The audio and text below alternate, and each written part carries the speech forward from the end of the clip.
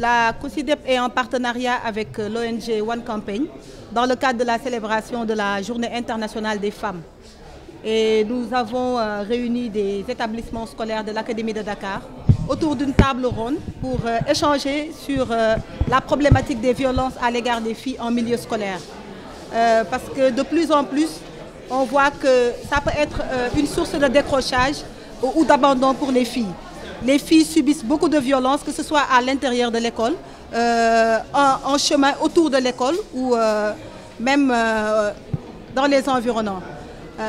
Ces violences, ce n'est pas seulement les enseignants, contrairement à ce que les gens pensent, mais elles sont souvent victimes de violences de la part même du boutiquier qui est à côté de l'école, de la part des voisins qui sont autour de l'école. Donc aujourd'hui, nous sommes là pour non seulement écouter les filles elles-mêmes, pour qu'elles nous fassent part des cas de violence qu'elles subissent dans l'école, autour de l'école, mais également qu'elles proposent elles-mêmes des solutions et des mesures durables pour lutter contre ces phénomènes, comme je l'ai dit, qui est un peu source de décrochage et d'abandon pour les filles.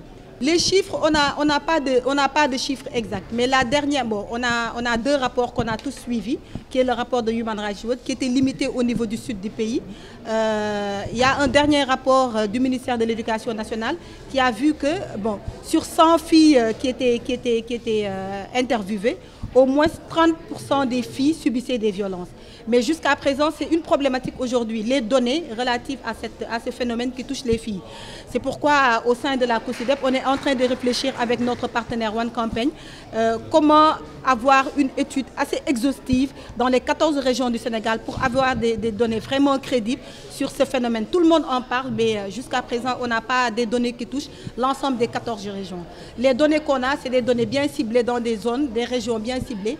Mais le plus grand défi aujourd'hui, c'est d'avoir des données chiffrées, des données crédibles sur l'ensemble du territoire sénégalais pour pouvoir évaluer ce phénomène sur les filles. Ce que la COSYDEP propose, c'est déjà, on l'a entamé aujourd'hui à travers la table ronde, écouter les filles.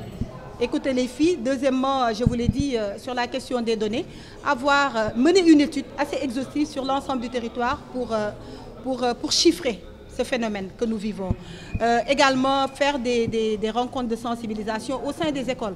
Parce qu'au sein des écoles, avec le ministère de l'Éducation nationale, on a ce qu'on appelle des gouvernements scolaires. Commencer la sensibilisation très tôt au niveau de ces gouvernements scolaires, mais également au niveau des parents, faire une communication de proximité au sein des parents, parce que beaucoup de parents aujourd'hui ne sont pas informés sur ce phénomène. Et culturellement, les filles n'ont pas l'habitude de dénoncer ce genre de violence. Donc amener les filles déjà à prendre conscience de ce phénomène et à pouvoir le dénoncer quand il faut. Les violences qui émergent le plus, une des filles l'a dit tout à l'heure, une des filles qui est issue de l'Imamoulaye. On a vu des cas de viol. Aujourd'hui, le témoignage qu'elle a fait, c'est une fille qui a subi un cas de viol qui l'a amenée à décrocher l'école. Ça peut être le harcèlement, pas le viol, mais le harcèlement sur le chemin de l'école. L'autre type de violence, c'est à l'égard des pères, les élèves entre eux-mêmes, que ce soit des violences verbales, des insultes.